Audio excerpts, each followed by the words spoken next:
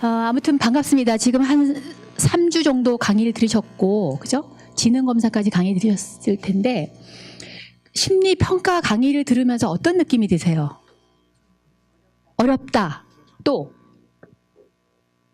어렵다? 재밌다는 없나요? 또는 흥미롭다? 재밌다? 그죠? 네. 아마 그런 생각을 가지고 계실 텐데, 원래 대학원 수업이 보통은 3시간인데 우리가 이제 온라인으로 하다 보니까 1시간 반밖에 안 됩니다. 그래서 이 심리평가는 이제 이상심리에 비해서 제가 1학기 때 이상심리를 했었잖아요. 근데 이상심리에 비해서 MMPI나 이런 심리평가는 온라인만으로는 참 한계가 많습니다. 그래서 제가 이번 학기에는 오프라인을 2번을 넣어서 오늘은 HTP하고 HTP를 주로 경험해 볼 거예요. 그러니까 온라인 수업에는 없잖아요. 그죠? HTTP가. 그 다음에 2차 오프에서는 TAT하고 SCT를 경험을 해볼 겁니다. 그래서 투사 검사를 좀 실습을 좀 해보면 좋을 것 같다는 생각이 들어서 이렇게 잡았고요. 그 전에 수업에서는 팀 프로젝트를 했었습니다. 근데 이번에는 뺐습니다. 왜냐? 여러분들이 좀 스트레스를 많이 받으시는 것 같아서 또 이 팀 어프로치를 하니까 한 5, 6명씩 짝을 지어줘서 검사를 실시를 하고 발표하고 레포트를 하게 했더니 무임승차를 하는 사람들이 너무 많다. 저한테 와서 귓속말로 해주시는 분도 있고 아무것도 안 하고 그냥 점수를 똑같이 받는다 이렇게. 그러니까 이게 오프대학 20대 저희 딸도 그러는데 이 요즘에 팀 프로젝트를 하니까 학생들 사이에 서로 대학은 사실 절대평가인데 학부는 상대평가잖아요. 그것 때문에 말이 많다고 하더라고요. 젊은 학생들도. 근데 우리는 젊은 학생들처럼 말이 많지는 않지만 그래도 가끔씩 팀 프로젝트의 어떤 공정하지 못함에 대해서 저한테 이야기하시는 분이 있어서 이번에는 그냥 이렇게 팀으로 만나서 하는 대신에 각자 자기가 한 케이스를 잡아가지고 제가 올려놓은 거 있죠. 그 과제 올려놓은 거 보면 자유입니다. 모든 검사를 다 할 필요는 없고 저는 적어도 HTP 오늘 하는 HTP하고 문장 완성 검사 MMPI 정도는 누군가에게 실시를 하고 근데 너무 건강한 사람한테 실시할 필요가 없습니다. 그죠? 건강한 사람한테 했더니 아무것도 없어요. 해석할 게 아무것도 없습니다. 나는 건강하다. MMPI는 노말이다. 요 정도밖에 쓸 게 없어요. 보고서에 한 2, 3줄밖에 쓸 게 없습니다. 그래서 이제 이 심리평가는 이상심리평가거든요. 그죠? 건강한 사람들에 대한 평가가 아니라 이제 제가 이제 임상 전문가고 이 심리평가는 임상심리평가이기 때문에 증상을 측정하는 거예요. 그래서 여러분들 중에 저 사람은 좀 한번 해봤으면 좋겠다 하는 사람들이 있을 겁니다. 한두 명은 다 있을 거예요. 주변에. 그런 사람이 전혀 없다라고 한다면 제가 볼 때는 굉장히 평화로운 곳에 살고 계시는 거고요. 대부분 한두 명은 이상이 발견됩니다. 저도 이번에 여름 휴가 때 집에서 좀 쉬고 있는데 사방에서 여러 가지 문제가 있다고 어떻게 했으면 좋을까요? 그래서 제가 쉬면서 카페에 앉아서 멍 때리기를 잘하는데 멍 때리고 있는데 계속 연락이 오는 거예요. 친구의 또 아들이 문제가 있다. 또 중학생 딸의 친구의 엄마의 누가 또 문제가 있다. 이래서 계속 제가 오지랖 넓게 엄청 개입을 했는데 제가 느낀 건 뭐냐면 제가 정신병원에 근무할 때는 정신적인 문제가 있어서 문제였는데 일반인들도 요즘 문제가 너무 많구나. 애나 어른이나 할 것 없이. 그래서 아마 여러분들 주변에 라포 형성을 잘 하셔가지고 도와주기 위한 마음으로 한번 접근을 해보시면 좋겠어요. 그래서 어떤 분들은 제 거를 해도 되나요? 라고 하시는데 제가 이렇게 보고서를 읽어봤을 때 누군지 알면은 또 좀 창피해서 이렇게 자세히 정확하게 못 쓸 수도 있기 때문에 자기 걸 하더라도 3인칭으로 해주시면 좋을 것 같아요. 3인칭으로. 3인칭으로 하라고 했더니 그녀는 서울사이버대학원에 다니는 이렇게 올라오더라고요. 제가 이제 그렇게 3인칭으로 하라는 거는 제가 읽었을 때 누구가 누군지 모르게 왜냐하면 학생들이 워낙 많으니까 그래서 본인 거를 좀 더 객관적으로 분석하기 위한 거였는데 서울사이버대학원에 다니는 누구다. 그리고 이름 분명히 있잖아요. 그러니까 3인칭을 해도 제가 누군지 알 수 있겠더라고요. 그래서 그렇게 하진 마시고 소설을 쓰듯이 조금 각색을 하셔가지고 서울사이버대학이 아니라 H사이버대학원에 다니는 한양사이버대학원 다니는 이런 식으로 한다든가 해서 자기 어떤 객관적인 데이터를 노출하지 않고 하시는데 SCT, MMPI 그다음에 오늘 HTP 요 3가지는 반드시 포함해서 하셨으면 좋겠고 TAT나 로샤 검사는 옵션입니다. 그래서 그거를 포함한다고 점수를 더 주지는 않습니다. 네. 그래서 대학원 정도에 오면 이제 본인이 공부를 하는 거기 때문에 뭐 교수자가 뭐 해라 하지 말라 요거 가지고 하긴 어렵고 판단하기 어렵고 이제 본인이 내가 정말 공부를 해야겠다 여기서 심리평가에 대해서 뭔가를 좀 얻고 싶다라는 생각을 가지고 이제 과제를 하셨으면 좋겠고요. 그래서 오늘은 이제 HTP 종이를 좀 나눠주시겠어요, 선생님? 네. 종이 HTP 종이를 한 3장씩 나눠주세요. 네네. 그리고 MMPI SCT는 원래는 이제 우리 센터가 여러 개가 있죠. 학교 센터가 5개가 있기 때문에 센터에 직접 가서 이제 보통 해보면 좋고 오프대학원 같은 경우는 풀로 검사를 받아오는 걸만 숙제를 내줍니다. 근데 그건 너무 비용 부담이 많아서 풀로 숙제하는 걸 숙제를 내주기보다는 이제 MMPI SCT를 센터에서 또 비용이 발생하기 때문에 이제 가장 저렴하게 뭐죠? 그 원가로 제가 집이 분당이어서 분당센터에서 가지고 왔습니다. 그래서 여러분들 수업에 참여하지 못하신 분이나 아니면 숙제를 하면서 필요하신 분들은 센터에 가서 구입하셔가지고 수업 얘기를 하면 아마 수업 얘기를 하면 원가에 줄 수 있을 거예요. 네, 그래서 받아가지고 해보시면 좋겠고 물론 이제 카피가 있습니다. 문장 완성 검사 같은 경우는 이제 제가 만든 건데요. 이게 카피본은 아직 이거는 카피본이 없을 텐데 기존의 가이던스에서 나온 문장 완성 검사 카피본이 돌아다닙니다. 정신과에 가면 저랑 친한 정신과 의사도 보니까 가이던스에서 나온 거를 다 정신과 의사들이 공유하는 사이트에서 출력해가지고 쓰고 있다고 하더라고요.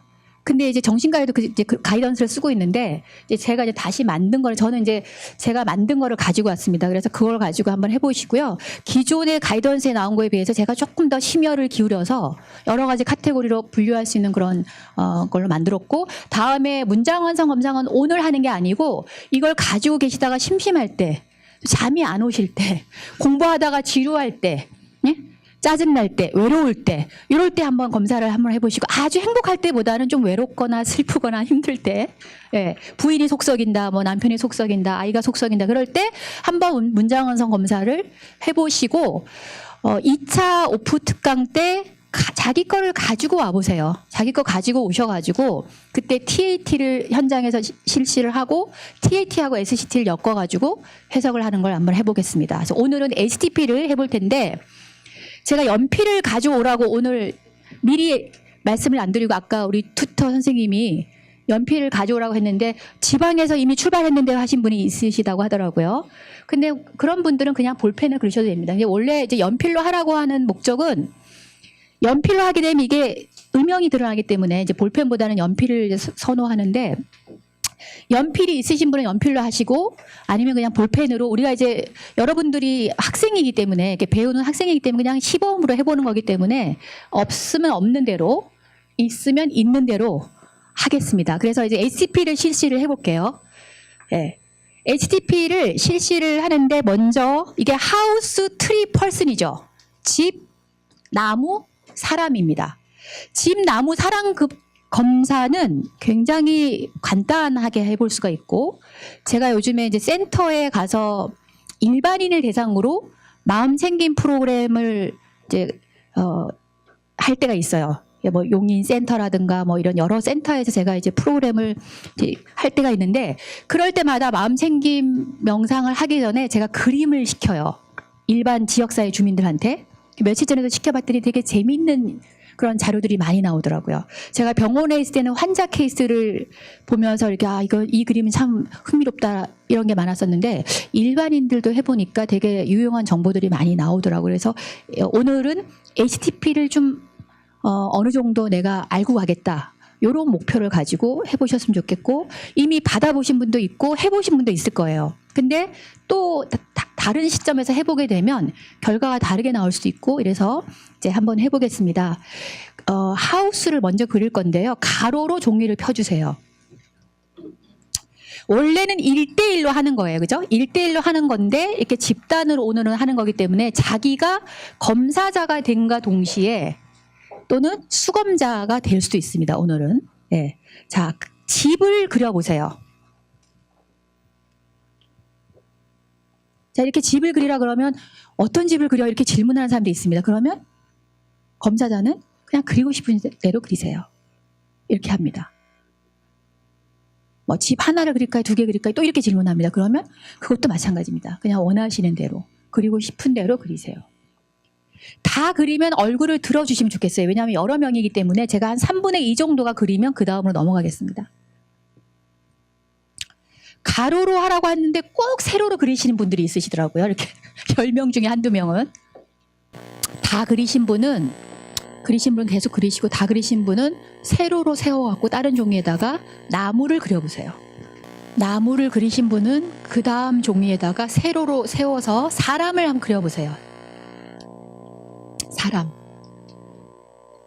네, 이렇게 질문하면 네, 상관없이 그리시면 됩니다. 이렇게 합니다.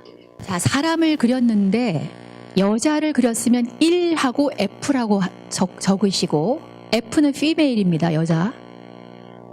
남자를 먼저 적으셨으면 1하고 male, M을 적으시면 됩니다. 1M 또는 1F라고 적으시면 돼요. 종이를 3장 드렸죠? 그러면 사람 그림은 뒤집어가지고 뒤에다가 남자를 그린 분은 여자를 그리시고, 여자를 먼저 그리신 분은 남자를 그리시면 돼요. EF, EM 표시하시고 기다리시면서 자기 거를 분석을 해보세요. 그러니까 STP에서 아는 게 없을지라도, 그러니까 초보자로서 그렇게 분석을 해볼 수가 있겠죠. 그런 다음에 제가 이따가 설명을 드릴 때 그 설명한 걸 바탕으로 또 좀 더 정교한 해석을 해볼 수가 있습니다. 이제 거의 하신 것 같아요. 그죠? 그러면 이제 요게 왜 안 없어지죠?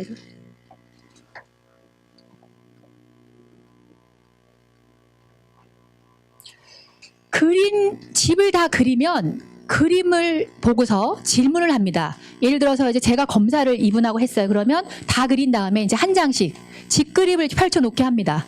자, 직그림을 먼저 펼쳐 놓으세요. 그런 다음에 제가 이제 이런 질문을 드릴 건데요. 질문을 거기다 쓰실 필요는 없습니다. 직그림 옆에다가 그냥 본인이 알아볼 수 있게끔 뭐 번호를 매겨도 되고, 아니면 생각이 안 나면 그냥 넘어가도 되고요. 그냥 자기가 알아볼 수 있게끔 답만 쓰시면 돼요. 일단 이 집은 어떤 집입니까? 이렇게 물어봤어요, 제가. 그러면 본인이 그린 집을 보고 이 집은 뭐다? 1번 초가집이다. 옛날에 살던 집이다. 뭐 지금 살고 싶은 집이다. 뭐 이런 식으로 쓰시면 돼요. 이 집은 어떤 집입니까? 그러면 옆에다가 쓰세요.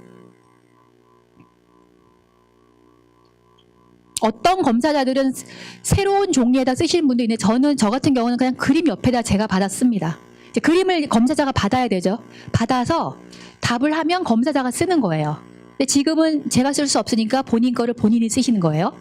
자, 이 집은 무엇이 생각이 납니까? 이 집을 보니까 뭐가 생각이 납니까?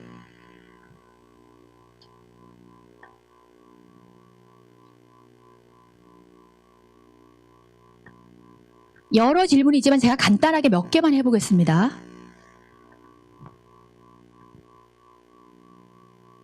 이 집을 그릴 때 누구의 집을 생각하고 그린 겁니까?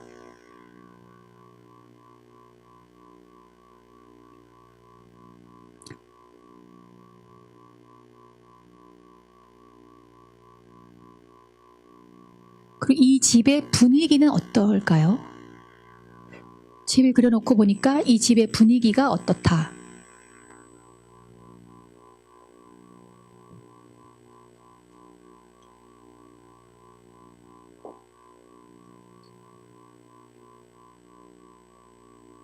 누구하고 이 집에 살고 싶습니까?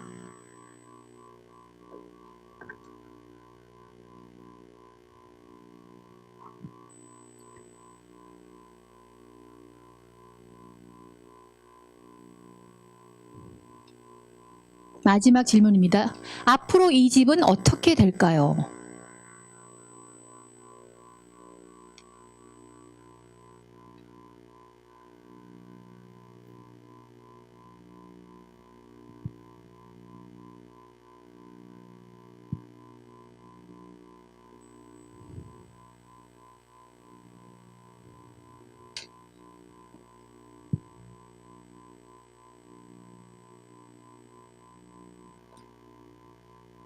그 다음에 나무 그림을 펼쳐놓습니다. 자, 1번 나무. 이 나무는 어떤 나무일까요?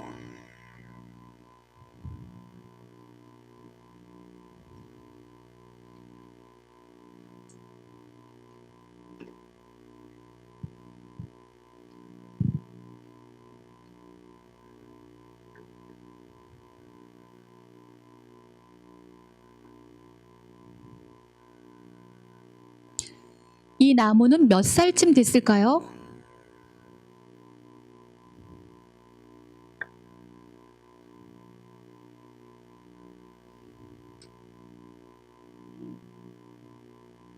세 번째는 이 나무는 무엇을 생각나게 합니까?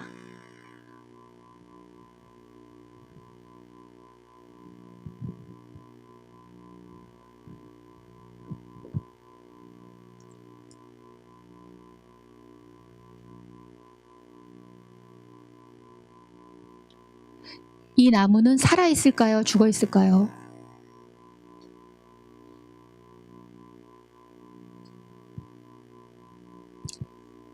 이 나무는 앞으로 어떻게 될까요?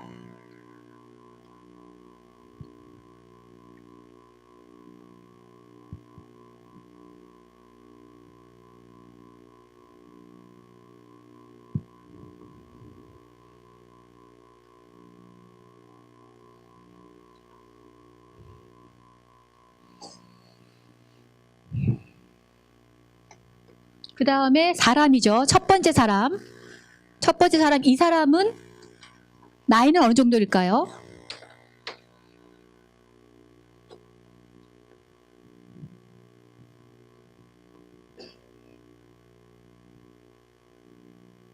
이 사람은 지금 무엇을 생각하고 무엇을 느끼고 있을까요?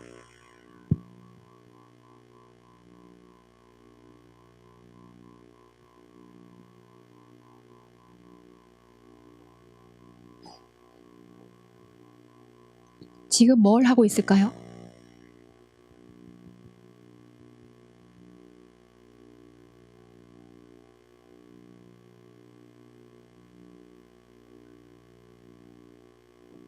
이 사람의 꿈은 뭘까요?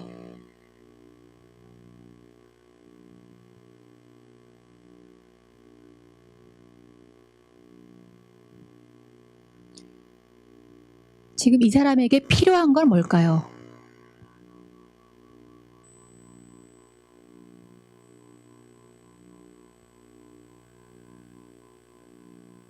그리고 앞으로 어떻게 될까요?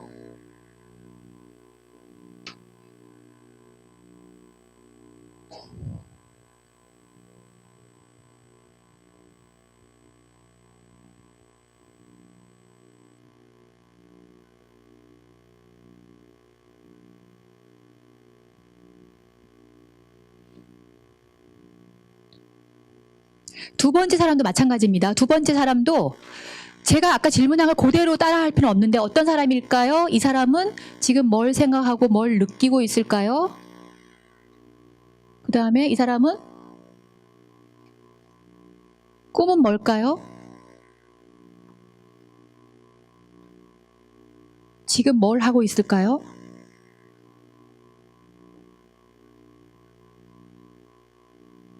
이 사람에게 필요한 건 뭘까요? 또 앞으로 어떻게 될까요? 아까 했던 거 있죠? 하시고 그 다음에 사람을 보면서 마지막으로 이 그림을 보면서 생각나는 사람이 누구일까요? 여자 그림도 그렇고 남자 그림도 그렇고 생각나는 사람은 누구일까요? 꿈이 뭘까요? 뭘 하고 있을까요? 무슨 생각을 하고 있을까요? 뭘 느끼고 있을까요?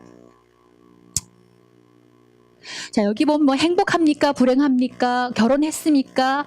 뭐 대인관계 어떻습니까? 이거는 추가로 더 질문해 볼 수 있는 거예요. 제가 지금 질문한 거는 기본적인 걸 한 거고 사람에 따라서 질문이 여러 가지가 나올 수 있습니다. 예를 들어서 어떤 사람이 외할머니가 생각이 나요? 라고 했어요. 그럼 여기에는 외할머니에 대해서 없잖아요. 외할머니를 결혼하였습니까? 물을 필요가 없잖아요. 그죠? 그럴 경우에는 외할머니는 어떤 분이셨나요? 그럼 외할머니는 저를 키워주셨어요. 그럼 그러면 이제 그때 엄마는 뭐 하셨나요? 엄마는 없었어요. 엄마는 뭐 어디 직장에 나갔어. 이렇게 하겠죠. 그죠? 그럼 할머니 언제 돌아가셨나요?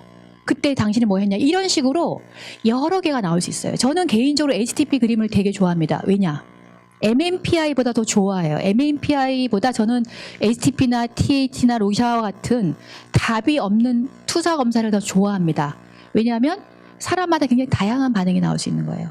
MMPI는 채점하면 프로파일이 이렇게 나오지만 이거는 답이 없고 여러 가지가 나올 수 있고 그 여러 가지 반응을 통해서 좀 더 질문을 예리하게 하다 보면 그 사람의 핵심 갈등이라든가 핵심 감정, 대인관계 뭐 이런 것들이 나타납니다.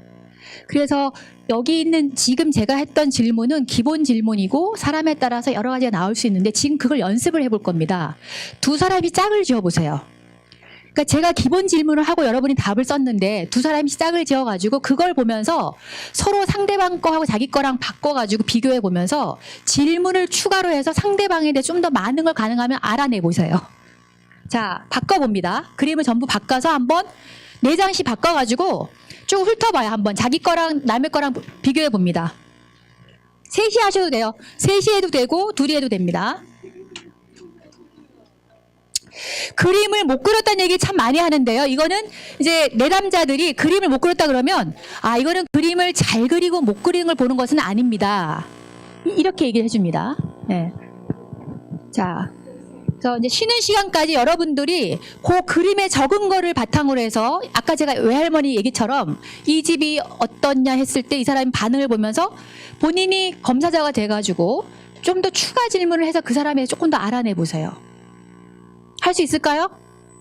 네, 질문을 이거는 뭐 질문은 촉을 가지고 할 수 있는 거죠. 여러분들이 훈련을 안 받았다 할지라도 궁금한 게 떠오를 수 있어요. 예를 들어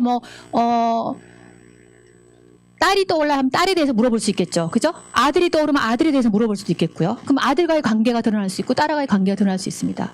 그래서 여러분이 질문을 촉을 발달시키면서 예민하게 해보셔서 상대에 대해 좀 더 많은 걸 알아내 보세요. 그리고 이야기를 나눠봅니다. 한 50분 정도까지 10분 정도 이야기해 보시고 쉬는 시간 가질게요. 15분 정도 이야기해 보겠습니다.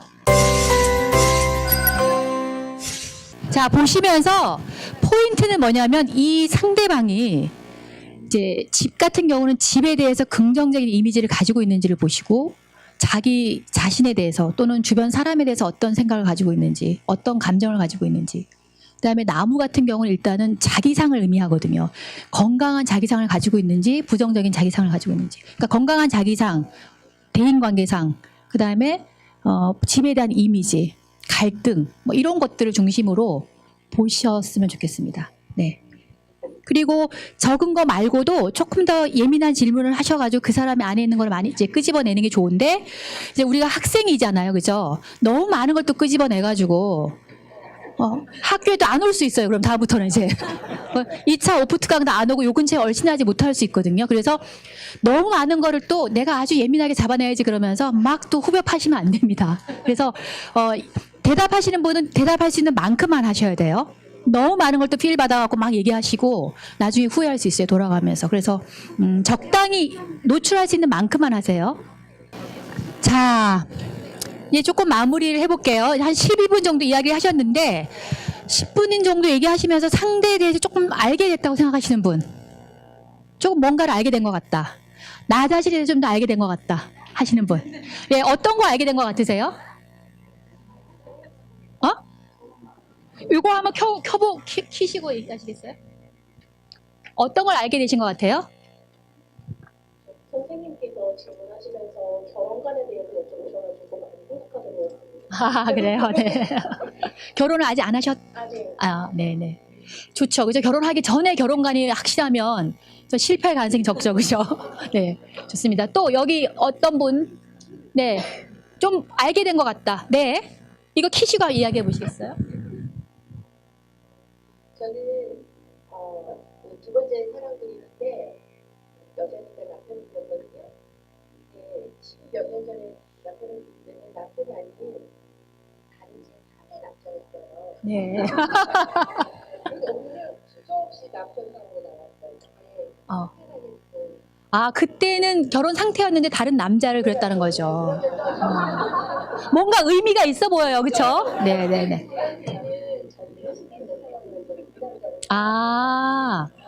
그때는 갈등이 심해서 남편을 안 그렸군요.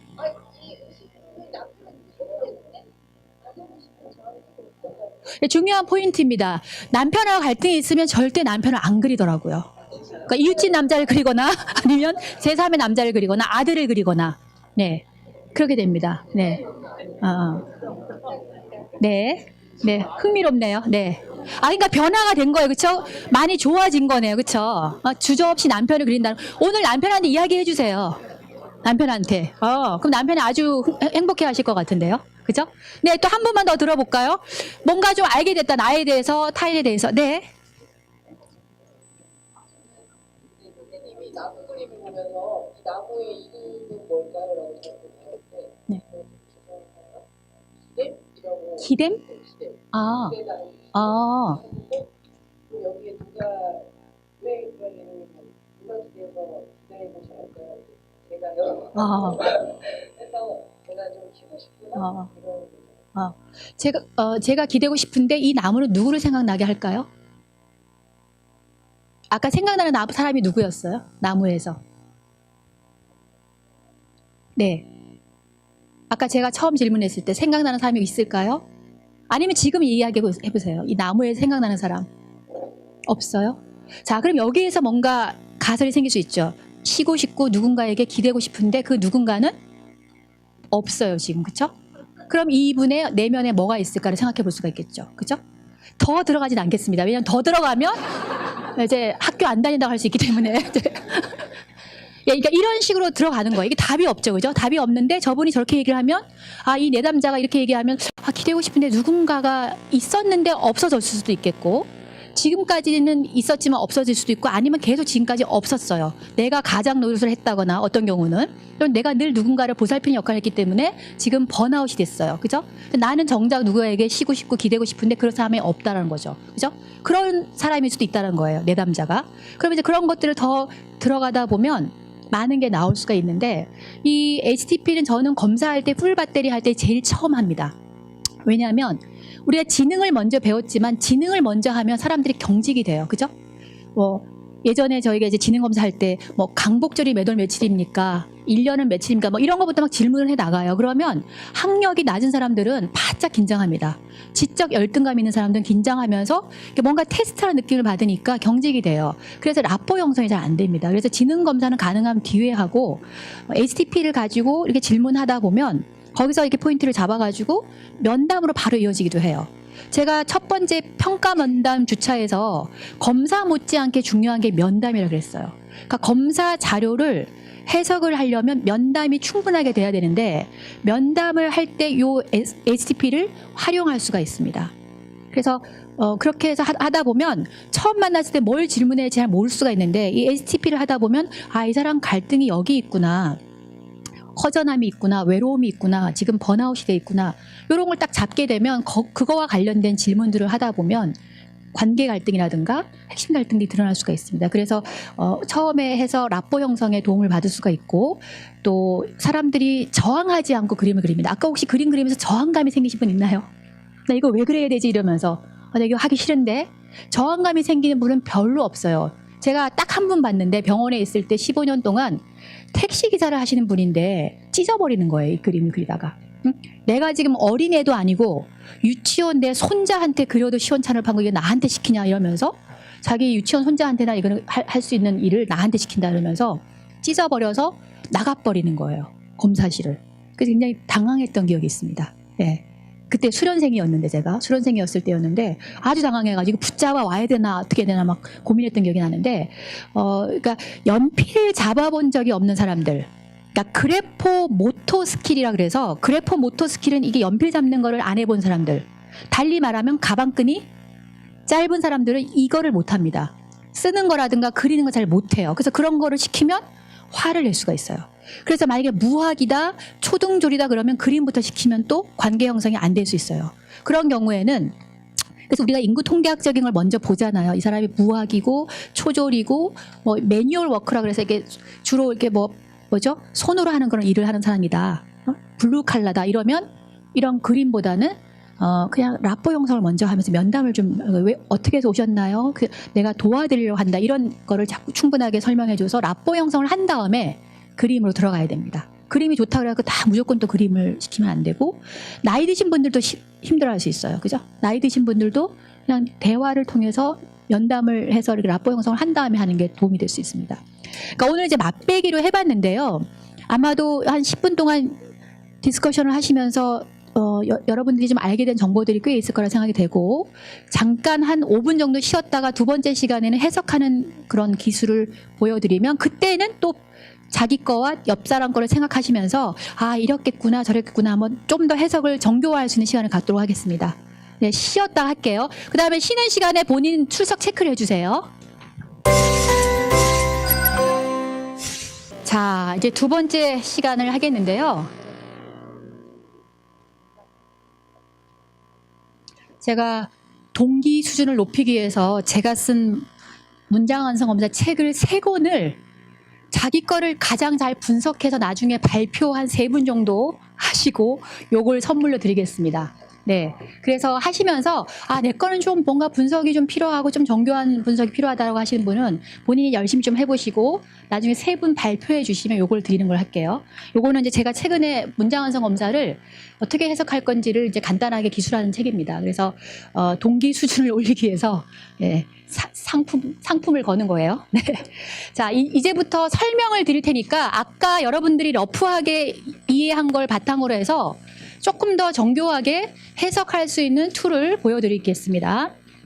자, 여기 HTTP를 보면 감정은 말보다 그림에 더 가깝다. 이 말은 무슨 말이냐면 아이들 같은 경우에 외상을 겪었어요. 성폭행을 당했다거나 폭행을 당했는데 걔한테 너 무슨 일이 있었니 물어보면 대답을 잘 안 하죠. 그죠? 그런데 아이들이 그림에서는 드라마틱하게 표현한다는 거예요. 그러니까 제가 쓴 책에는 안 나오지만 HTTP에 대한 일본 책을 보면요. 일본에서 나와 있는 책을 제가 예전에 수련생이었을 때 봤던 기억이 나는데 나무 그림에서 사과가 13개가 떨어져 있는 거를 그린 거예요. 어떤 아이가. 여자아이가. 알고 봤더니 그 13개가 13살을 의미하고 13살 때 성폭행 당한 거를 의미하는 거였어요. 근데 그게 책에 실려 있었습니다. 교과서에. 일본에서 나온 책인데 그러니까 그걸 보면서 느끼는 거는 그런 거죠. 아이들은 어떻게 보면 끄적끄적 연필을 잡기 시작하면서 끄적끄적 그림을 그리죠. 그죠? 그러니까 그리고 본인이 힘든 상황을 말로 표현하는 능력이 떨어지기 때문에 그림으로 표현하기 더 쉽다라는 거죠. 그래서 성폭행 당한 아이들 같은 경우에 면담을 할 때 예를 들어서 예전에는 그냥 아이한테 막 물어보고 그랬는데 요즘에는 아동심리학자나 발달심리학자, 임상 전문가들이 들어가가지고 놀이 상황을 꾸며보고 놀이 상황에서 표현하게 하잖아요. 그거랑 마찬가지인 거죠. 이건 이제 그림으로 표현하게 하는 거예요. 근데 성인도 마찬가지예요. 성인도 말로 할 수 있지만 사실 말로 하지 않았던 것들이 있죠. 안에서 이렇게 뭔가 끄집어내지 않은 것들, 그게 이제 갈등으로 남아있는데 그림으로 어떻게든 표현이 된다라는 거예요. 그럼 안에 내적 갈등이 더 많을수록 그림으로 표현될 가능성이 훨씬 높겠죠. 그래서 본인 그림이나 옆 사람 그림을 생각해 보시면서 내 그림이 전반적으로 밝고 뭐가 없다라고 한다면 건강한 거예요. 내적 갈등이라든가 트라우마라든가 이런 게 별로 없는 거죠. 근데 여기서 뭔가 힘든 감정들이 드러나고 있다면 억압된 감정들이 많이 있다라는 것이고 그게 투사돼서 그림으로 표현된 거라고 볼 수 있어요. 그래서 인류는 먼저 그림을 그렸다는 거죠. 선사시대도 보세요. 글을 못 쓰지만 그 사람들은 어때요? 동굴에다가 그림을 그렸잖아요. 그죠? 근데 그 동굴에 그린 벽화들이 대부분 어떤 기능을 하냐면 두려움이라든가 액을 막아주는 기능을 한대잖아요. 그죠? 그런 뭐 벽화 동굴 그림을 분석해 보면 원시인들이 두려워하는 거는 죽음이잖아요. 그죠? 맹수한테 습격당하고 이런. 그러니까 우리 인간은 근원적인 두려움이 있는데 그 근원적인 두려움을 말로 표현하거나 글로 표현하기 힘드니까 이게 벽화로 그림을 그렸다는 거죠. 그래서 이 인류는 글이라는 심볼을 사용하기 이전부터 그림을 그리고 아이도 글을 쓰기 전부터 그림을 그리기 시작한다는 거예요. 그래서 이 HTTP가 나오게 된 배경이죠. 예, 무엇인가를 그린다는 거는 자신의 원시적이고 심증적인 수준으로 들어간다는 거죠. 제가 며칠 전에 마음챙김 프로그램을 하면서 용인에 있는 어떤 센터의 아줌마들이죠. 지역사회 주민들을 모아놓고 하는 그림을 그려보게 했더니 대부분 행복해요 뭐 이런 그림을 그리는 거예요. 나무도 건강하게 그리고. 그런데 어떤 한 분이 앞에 앉아 있는데 표정 자체가 좀 우울해서 제가 이렇게 좀 주시를 하고 있었는데 그분이 옆 사람하고 이야기해보라 그랬더니 안 하겠다는 거예요. 거부하시더라고요. 오늘 거부하신 분은 없으셨죠? 근데 그분은 거부하시는데 제가 그래서 그분 거를 이렇게 봤어요. 다른 사람 이야기할 때 제가 이제 그분 걸 봤더니 싫다. 죽고 싶다. 다 이렇게 쓴 거예요. 사람은 어떻게 될 것이냐 했더니까 죽을 것이다. 그 다음에 다 싫다. 뭐 이렇게 쓴 거예요. 그래서 이제 이 사람이 문제가 있구나 해서 이제 그분은 이제 가능한 건드리지 않고 이제 강의를 하고 나오려고 하는데 이분이 막 쫓아오는 거예요. 막 쫓아오면서 본인이 너무 힘들어서 상담도 많이 받았고 뭐 10년 전에도 받았고 지금도 받았는데 이제 그동안 준비가 안 돼서 상담을 받았는데 효과가 없었다는 거예요. 근데 준비가 됐기 때문에 선생님한테 3번 정도 압축된 자기 히스토리를 이야기하겠다. 그래서 3번만 상담을 해주자라고 하더라고요. 근데 제가 개인 상담을 그런 분은 거기서 이제 만난 사람이기 때문에 안 하거든요. 이제 그쪽에 또 룰이 있기 때문에. 그래서 이제 나중에 이제 제가 또 한 번 집단 프로그램을 가면 이제 그때 가서 1시간 정도 그냥 이야기를 들어드리겠다고 이제 하고 약속하고 왔는데 어쨌든 이 사람이 그림에서 뭔가 자극을 받은 것 같아요. 대화하기 싫다 그러고 옆 사람하고 얘기 안 했지만 저는 이제 저한테 쫓아올 생각을 못 했어요. 왜냐하면 이분이 거부적인 모습을 보였기 때문에 중간에 나가버리지 않을까 이런 생각을 했는데 오히려 쫓아와갖고 자기 얘기를 해보고 싶다.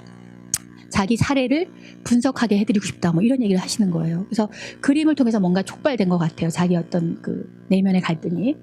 근데 이렇게 여러 가지가 드러나는데 왜곡이 나타난다는 건 뭐냐면 말하자면 이런 거죠. 자기 나무 그림을 보세요. 나무 그림이 건강하게 이렇게 기둥이 튼튼하다라고 하면 해석할 필요가 없어요. 그런데 거기에 막 옹이가 그려져 있다. 아까 13살짜리 아이처럼 13살 때 성폭행 당한 것처럼 사과가 떨어져 있다. 또는 뭐 폭격을 맞았다.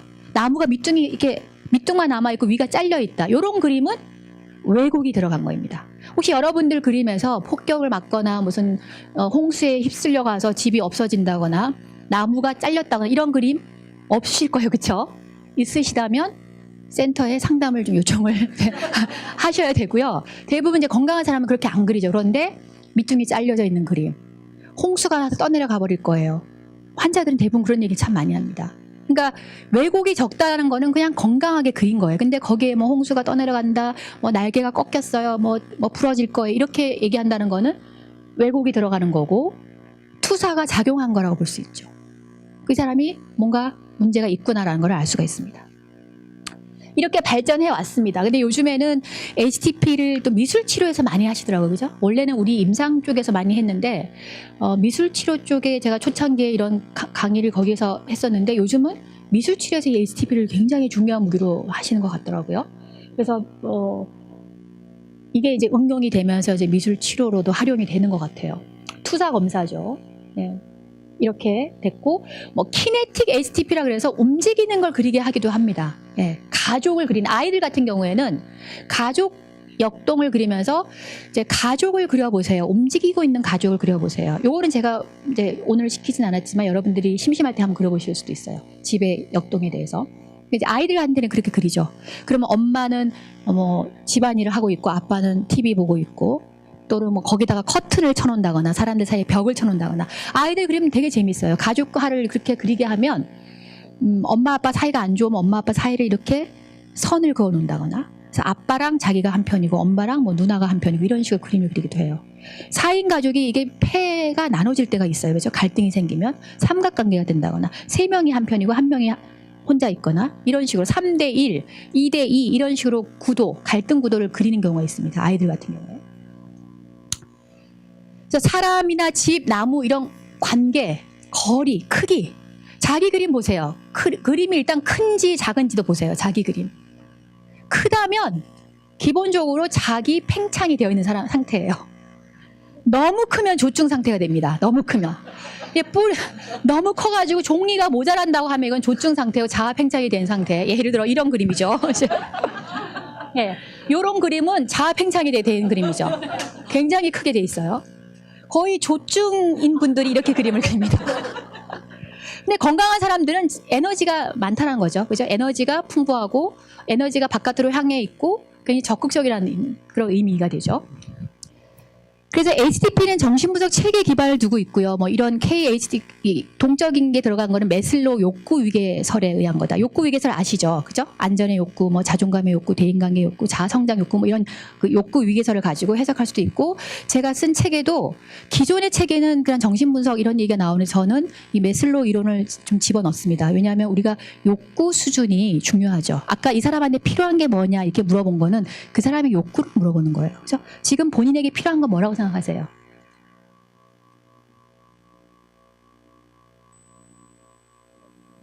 바로 안 나오는데 아까 어떤 분이 휴식이라고 했잖아요. 그렇죠?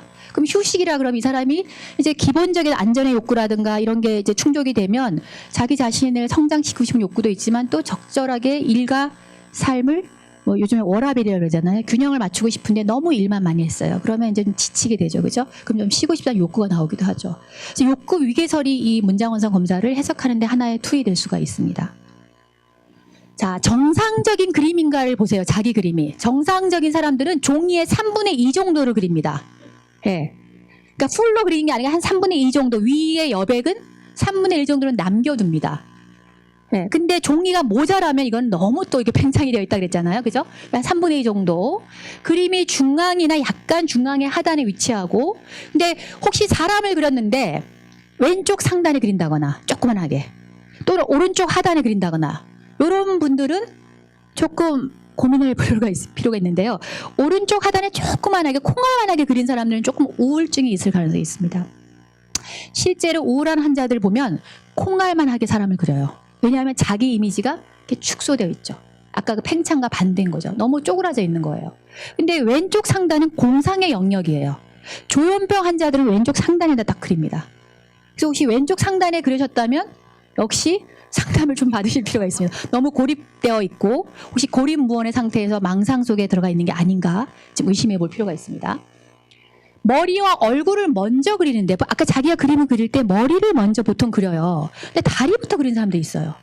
어떤 경우는 귀부터 그린다거나. 근데 흥미롭게도 조현병인 사람들은 환청이 있잖아요. 그럼 귀를 이렇게 먼저 그리고 강조해서 그리기도 합니다. 네. 그러니까 그림을 그릴 때 검사자는 관찰을 하게 돼 있어요. 딴짓을 하거나 뭐 컴퓨터를 하거나 이러면 안 됩니다. 가만히 앉아가지고 그 사람이 그리는 걸 다 관찰해요. 그러면 나무 밑에 다리부터 그렸는지 얼굴부터 그렸는지 다 관찰해야 됩니다. 대칭적이다. 유쾌한 느낌을 준다. 본인 그림 보세요. 내 그림이 유쾌한 느낌을 주는지 아니면 좀 뭔가 우울해 보이는지. 그림만 딱 봐도 이건 형태 분석이죠. 그림의 형태만 봐도 뭔가 우울해 보인다는 느낌을 주는 경우가 있습니다.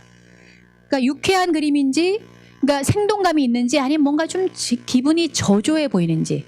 옆 사람 거도 아까 살짝 보세요. 아까 옆 사람 거가 좀 유쾌하게 보이는지, 그러니까 전체적인 분위기를 볼 수 있겠고, 또 연필로 그리라고 하는 이유는 이게 어떤 사람 자꾸 지웁니다.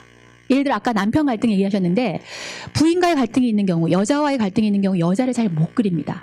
우리 여기 남자 원우분들 보시면서 이제 여자 그림을 그릴 때 부인과 갈등이 있다, 여친하고 갈등이 있다, 전 여친하고 갈등이 있다 이러면 여자를 못 그리는 경우가 있어요. 제가 이제 정신과 병원에 이제 근무할 때 정신과 레지던트 선생님들한테 이 심리검사 렉처를 한 5회 정도 합니다. 그래서 이 그림을 그려보게 하면 어떤 남자 레지던트가 여자를 그리는데 계속 못 그리는 거예요. 그러니까 지웠다가 다시 그리고 지웠다가 다시 그리고 그러는 거예요. 근데 알고 봤더니 문장 완성 검사 들어올 때 시킨 거 제가 찾아봤어요. 그랬더니 이혼 계류 중이다 이렇게 썼더라고요. 그러니까 원래 레지던트 들어올 때 이제 그걸 시키는데 제가 이제 이분이 왜 자꾸 여자를 못 그릴까 하고 이제 좀 단서를 찾아보려고 이렇게 살짝 프로파일을 봤더니 이혼 계류 중이다. 그리고 엄마가 굉장히 무서운 사람이었던 거예요. 그러니까 이제 엄마한테 잡혀 지낸 아들이었던 거죠. 그러니까 그런 분들이 대부분 결혼해서도 엄마한테 잡히죠. 그러면 부부 갈등이 생기는 경우가 많죠. 그래서 뭐 여러 가지 이유로 이제 이혼 계류 중이어가지고 결국 이제 여자를 잘 못 그리는 거예요. 그래서 제가 4년 동안 관찰해 보니까 여자 레지던트 또 여자 임상심리 수련생들과 잘 못 지내더라고요. 그래서 여자 그림을 잘 못 그리시는 분들은 내가 여자와의 갈등 또는 그 근원에는 엄마와의 갈등이 있는 게 아닌가를 생각해 볼 수가 있겠고, 여자도 마찬가지죠. 남편과의 갈등이 있으면 남편을 잘 못 그린다 그랬잖아요. 그죠? 예. 그래서 뭐 이웃집 남자를 그리거나 그런 경우는 드물어요. 사실은. 그죠? 남편과의 갈등이 있을 때 뭐 이웃집 남자가 마음에 들면 그릴 수 있겠지만 대부분 자기한테 중요한 또 다른 인물을 그리죠. 그럼 누굴까요? 아들이죠. 그래서 이혼을 앞두고 있는 부부들 부부 클리닉에서 검사를 시켜보면 10 중에 9은 아들을 그리더라고요. 남편과의 문제가 있으면. 아니면 딸을 그리거나. 예. 그래서 이제 그림을 많이 지우는 걸 보면서 이 사람이 갈등이 있는 걸 알 수가 있기 때문에, 그러니까 딴짓하면 안 되겠죠. 검사할 때. 그죠? 예. 이걸 다 지켜봐야 되는 거예요. 그 다음에 그림을 지운 거 보면 나중에 이게 보면 지웠다가 그렸구나 이걸 알 수가 있어요. 그죠? 지켜보지 않아도. 선의 질이 어떤지, 선의 질이 되게 선명한지. 우리 지금 좀 전에 여기 이 학생 같은 경우는 선의 질이 아주 선명해요. 그러니까 에너지가 충분히 있기 때문에 선의 질이 분명하고 선이 명확해요. 근데 뭔가 에너지가 별로 없어요. 우울해요. 그러면 이렇게 나무 그림이라든가 이런 것들이 흐릿하게 그려져 있어요. 심지어 이렇게 사진을 찍거나 스캔하면 드러나지도 않을 정도로. 혹시 본인이 그린 그림이 너무 희미하다, 이런다면 내가 지금 에너지 레벨이 떨어져 있는 게 아닌가? 약간 우울한 게 아닌가? 그러니까 말하자면 이제 메가리가 없는 그림인 거예요. 그림 자체가. 네, 그런 그림을 그릴 수 있고요. 동성을 먼저 그리죠. 동성을 먼저 그리는데 나는 남자인데 여자를 그렸다, 여자인데 남자를 그렸어요. 그럼 의미가 있을 수 있습니다. 지금 각자 자기 의미를 찾아보세요. 동성을 그렸으면 별로 해석이 필요 없는데 내가 이성을 먼저 그렸다. 그제 아들이 중요해서 아들을 그릴 수도 있겠죠. 최근에 제가 정신과 의사 친구, 친한 정신과 의사가 CEO 무슨 정신건강 사업을 하는데 대기업의 임원들 그림을 저한테 보여주면서 해석을 좀 해달라고 하더라고요. 그래서 좀 흥미롭잖아요. 대기업 임원을 제가 그림을 본 적이 없는데 봤더니 굉장히 흥미로운 그림들이 많더라고요. 여자 임원인데 성공한 여자 임원이에요. 근데 그림을 다 남자 아들을 그렸어요. 다 아들에 대한 얘기. 문장원서 검사도 아들. 제일 부러운 거는 아들이 성공한 집, 뭐 자녀가 잘 된 집. 그다음에 아들이 씩씩하게 회사를 나가는 그림을 그렸어요. 근데 알고 봤더니 아들이 고등학교 나오고 대학도 안 가고 계속 인터넷 게임만 하면서 히키코모리가 되어 있는 상태인 거예요. 그래서 이 분이 본인이 사회적으로 성공했지만 아들이 그런 상태니까 너무 불행해하고 절망감을 느끼고 있더라고요. 그래서 그런 모습이 이제, 그러니까 아들을 먼저 그린 거예요. 이 아들이 이 엄마한테는 굉장히 중요한 인물인 거죠. 그러니까 남편하고 관계는 괜찮은데 이 집은 이제 아들이 우환인 거죠. 그래서 아들을 계속 강조를 해놨어요. 그런 식으로 자기한테 중요한 인물을 먼저 그릴 수도 있고, 또 책에 보면 남자 동성애자들이 여자를 먼저 그린 경우가 많습니다. 그래서 동성애 성향이 있는 사람들이 이제 그렇게 성을 바꿔서 그리는데, 그렇다고 해서 동성애 성향이 있다라고 다 해석을 할 필요는 없어요. 근데 제가 병원에서 봤던 동성애자들은 거의 10중 8구는 책에 나와 있는 대로 이성을 먼저 그린 경우가 많더라고요. 근데 여기 이제 정상적인 분들은 이성을 그렸다고 해서 내가 동성애 성향이 있나 하고 막 고민할 필요는 없습니다. 예, 가면서 고민하지 마세요. 예, 그건 그냥 이렇게 텍스트에 나와 있는 거기 때문에 참조하시면 되고, 뭐 간혹 외국 같은 경우에는 본인이 40대에 아들, 딸 다 있는데 동성애자라는 걸 알았다. 그래서 남편이 애인이 생겼어요. 근데 그 애인이 남자예요. 이렇게 상담이 올라오는 경우도 있습니다. 외국 사이트를 보면. 근데 우리나라는 뭐 그 정도는 별로 없는 것 같죠? 그죠? 네. 저도 만약에 남편이 동성애자라고 지금 커밍아웃 하면 정말 힘든 일일 것 같은데, 근데 우리나라는 아직은 그런 건 별로 없는 것 같아요. 자, 이제 해석을 할 때 결국은 뭐 정신분석 이런 것들을 다 끄집어내는데, 제가 볼 때는 너무 무리하게 해석하지 않는 게 좋아요. HTP에서 저는 항상 슈퍼비전을 할 때 너무 무리해서 해석하지 말고, 책을 참조하되, 텍스트를 참조하되, 그 사람의 인구 통계학적인 거가 다 맞물려가지고 설명해 줬을 때, 그 사람한테 설명해 줬을 때, 또는 보고서를 읽었을 때 납득이 갈 만한 수준으로 해야지, 안 그러면 소설을 쓸 수가 있어요. 네. 잘못하다가 정신분석을 너무 또 맹신한 나머지 소설을 쓸 수가 있기 때문에 적당히 해석할 필요가 있습니다. 그 적당히는 이제 슈퍼비전을 여러 번 받아보면서 이제 감을 알 수가 있습니다. 예, 투비 연필을 주로 갖고 그리고요. 예, 아까 이건 했고요. 이제 각각의 집들의 의미를 보겠는데요. 그리고 이제 태도와 소요 시간. 어떤 사람은 아까도 보니까 금방 그리는 사람이 있고, 어떤 사람은 되게 오랫동안 그리시는 분이 있는데, 오랫동안 그리시는 분들은 조금 강박적인 성향이 있는 사람들. 강박적인 환자들 내가 가만 내버려 둬봤더니 직그림 하나에 30분 걸려요. 아니면 뇌에 손상이 있거나 이러신 분들은 직그림 하나 30분이 걸립니다. 정말 1시간 반 동안 지루해서 죽을 뻔할 정도로 오래 그립니다. 디테일을 계속 묘사를 하죠. 뭐 사람들 머리카락 한 올 한 올 그리죠. 지붕도 하나하나 다 그리고. 그리고 크기 아까 얘기했었고요. 위치 아까 얘기했었고, 피랍도 얘기했었죠. 대칭성. 그러니까 근데 너무 대칭을 똑바로 이렇게 그려야 된다고 하신 분이 있어요. 종이를 막 접어가지고요. 심지어 종이를 접어가지고 대칭을 맞추는 사람도 있죠. 그거는 뭐 안 봐도 강박적인 사람이죠. 그죠? 네. 세부 묘사를 또 너무 많이 한 사람들. 적당히 해야 되는데 기고리부터 해서 너무 많은 걸 그려요. 사람을 그리려고 했는데 옆에다가 무슨 꽃도 그리고 뭐 새도 그리고, 집 그리는데 집에다 옆에 나무 다 그린 사람도 있죠. 세부 액세서리를 많이 그린 사람들의 특징은 관심받고 싶은 욕구가 많다라고 되어 있습니다. 네. 이것도 이제 새겨서 해석을 해야 됩니다. 네, 그러면 혹시 내가 그런 그림을 그렸다면 관심 갖고 싶은 욕구가 많을까? 이걸 하나의 가설로 생각해 볼 수가 있어요. 생략과 왜곡이 많은 경우, 예를 들어서 사람을 그렸는데 밑에는 안 그렸어요. 다리하고 이런 발은 안 그리고 손도 안 그리고 얼굴만 달랑 그린 경우도 있죠. 그죠? 그런 식으로 아니면 눈만 그린 사람도 있고요. 그런 경우에는 이 왜곡이 심하고 생략이 있는 거죠. 또 의미가 있습니다. 얼굴만 그린 사람들도 역시 공상이 많이 발달되는 사람들, 생각이 너무 많은 사람들은 여기가 있잖아요. 그러니까 무게중심이 여기 있기 때문에 이걸 자꾸 강조하죠. 그래서 손발 처리가 안 된 사람들, 본인 그림 보세요. 손발 처리가 너무 안 돼 있다 그런다면 현실 대처 능력이 좀 떨어지는 상태인 거예요. 네. 얼굴 이 위쪽만 그렸다 그런다면 내가 공상에 너무 몰두한 나머지 현실적인 대처 능력이 좀 떨어져 있는 게 아닌가를 좀 생각해 볼 필요가 있습니다. 옆 사람도 마찬가지예요.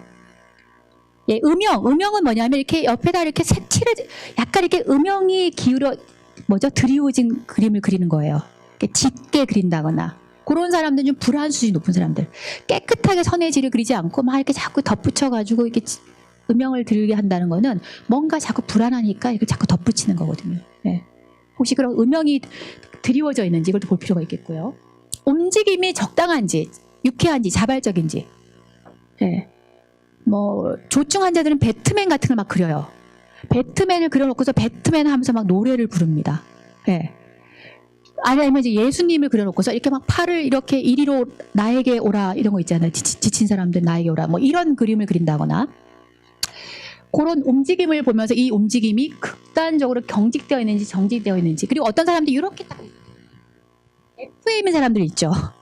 너무 FM이고 모범적인 사람들이 이렇게 딱 그래서 넥타이를 아주 여기까지 메고 있다거나 여자라면 여기 칼라를 여기까지 이렇게 오게 했다거나 그런 식으로 자기 그림 보시면서 그 경직된 사람들 보면요 본인같이 그린 사람들이 참 많아요. 그러니까 모범생인 사람들은요 꼭 본인같이 모범생 같은 그림을 그립니다. 자기 그림 보세요. 내가 모범생 스타일로 그림을 경직되게 그렸는지 아니면 좀 유연하고 좀 라이블리하다, 좀 낙천적이고 쾌활하게 그림이 보이는지 볼 수가 있겠고요. 그 다음에 지면에 자꾸 선을 강조하는 사람이 있어요. 나무를 그리는 너무 선을 강조한다거나 선을 너무 강조하는 것도 문제고 강조하지 않는 것도 문제겠죠. 그죠? 원래 나무는 약간 선을 이렇게 적당히 그려놓는 게 좀 안정감이 있어요. 근데 이걸 너무 막 진하게 강조한다거나 아니면 선을 너무 안 그렸다거나 하는 거는 불안정감이 있을 수 있습니다. 자, 이제 각각의 그림의 개별적인 특징을 보겠습니다. 선생님 50분에 저한테 알려주세요. 시계가 없어서 50분 정도에. 예, 집은 가정에 대한 이미지라고 했죠.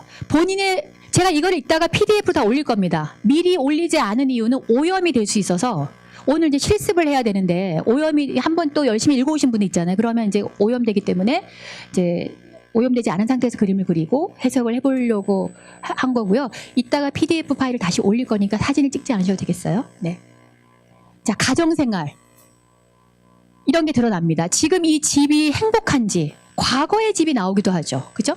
네. 제가 이제 어제 그저께 시켜봤더니 어떤 분은 50대인데 이제 자기 엄마가 살던 집, 돌아가신 엄마가 살던 집을 그리더라고요. 그러니까 5, 60대쯤 되면 옛날에 살던 집을 많이 그려요.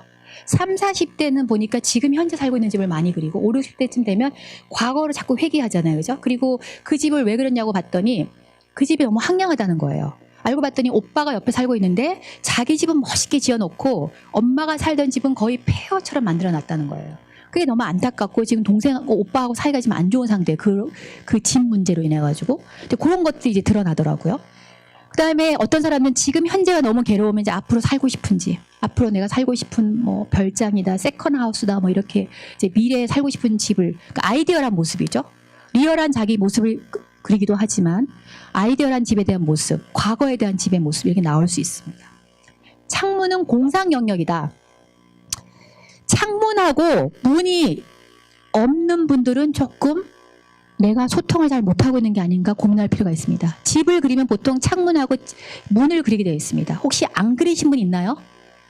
네, 안 그리신 분은 한 분밖에 없으신 것 같은데 혹시 내가 이 사람들과 소통을 좀 어려워하고 있는 게 아닌가. 네. 죄송하지만 조현병 환자들 같은 경우에 잘 안 그립니다. 네. 이것도 이제 새겨 들으셔야 돼요. 조현병 환자들은 당연히 소통이 안 되니까 거의 집만 딱 그려요. 창문을 거의 안 그립니다. 근데 우울한 사람들 같은 경우에도 소통을 안 하고 싶어서 이렇게 울타리를 치는 사람도 있어요. 울타리를 너무 쳐놓고 있다라고 한다면 내 영역을 너무 확실하게 표시하는 사람들이 있죠. 오픈하고 싶지 않은 사람들. 그러니까 해석할 거리가 굉장히 많아요. 네, 오늘은 제가 기본적인 것만 말씀을 드리는데, 자, 벽은 자아 강도입니다. 벽을 아주 단단하게 그린 사람이 있어요. 막 벽돌도 막 계속 그린 사람들은 굉장히 자아 강도가 강하다고 볼 수 있는데, 그것도 너무 강박적으로 그린 사람들이 있죠. 예. 강박 성향의 그림에서 많이 나타날 수 있어요. 예. 자, 굴뚝은 잘 안 그립니다. 근데 애들이 굴뚝을 많이 그려요. 근데 불안한 아이들이 주로 굴뚝을 많이 그린다고 합니다. 이러면 또 이제 집에 가서 아이들한테 막 시켜볼 수 있겠죠, 그죠? 굴뚝을 그리면 또 막 걱정이 태산인 경우가 있어요. 아, 얘가 불안한가? 예. 근데 본인이 볼 때 불안한 환경을 조성하지 않고 있다면 아이가 굴뚝을 그리는 건 그렇게 문제가 안 될 수 있는데, 거기다가 막 연기를 그리고 이런 애들을 보면 되게 불안한 아이들이 많다고 합니다. 가정 내 긴장감, 압박감이 있는 애들이 굴뚝 연기를 많이 그리고요. 나무는 제일 중요한 게 기둥과 뿌리예요. 기둥이 아주, 이게 트렁크라고 그러죠. 기둥이 이렇게 튼튼한 사람들, 아까 이 학생처럼 굉장히 건강한 거예요. 자아 강도. 이고 스트렝스입니다. 베이직 스트렝스를 나타내기 때문에, 예. 그리고 여기 보세요. 뿌리에서 가지까지의 발달은 사이콜로지컬 라이프 히스토리. 초기 경험의 흔적이 몸통 아래에서 나타난다는 거예요. 몸통 아래. 최근에 거는 가지 위쪽에서 나타난다. 그래서 만약에 나무 그 아래쪽에 흉터가 있다. 그러면 이 사람이 어렸을 때 뭔가 트라우마에 노출된 게 아닌가를 생각해 볼 수 있습니다. 그래서 기둥을 강조한, 이제 건강하게 그리는 게 중요하고요. 상처난 기둥은 외상을 반영할 수 있다. 거기다가 막 옹이를 그렸다거나 구멍을 파놨다 그러면 이제 여기 뭔가 상처가 있을 수 있겠구나. 근데 상처라는 게 트라우마가 이제 큰 걸 수도 있지만 스몰 트라우마도 문제죠. 스몰 트라우마도 가랑비에 옷 젖듯이 이게 누적이 되면 이제 여러 가지 큰 외상 못지않은 이제 효과를 낼 수 있다 그러죠. 그래서 어쨌든 크고 작은 상처가 드러날 수 있습니다. 뿌리는 성격의 안정감. 내 그림이 안정감이 있는지 다시 한번 보세요. 내가 뿌리를 안정감 있게 그렸다면은 별로 문제가 없어요. 근데 뭔가 뿌리를 이렇게 그린 사람도 있어요. 뿌리를 막 이렇게 드러나게 그린 사람들. 네? 뿌리가 밑에 이렇게 드러나게 그린 사람도 있어요. 이빨처럼 드러나게 그렸다면은 뭔가 지금 뿌리가 흔들리고 있는 경험. 네. 무의식이 범람한다는 느낌. 그러니까 사이코시스와 뉴로시스의 차이가 무의식이 범람의 정도거든요. 그러니까 뉴로시스는 어느 정도 본인이 현실감을 가지고 있는 거예요. 근데 사이코시스는 뿌리가 뽑히는 경험이거든요.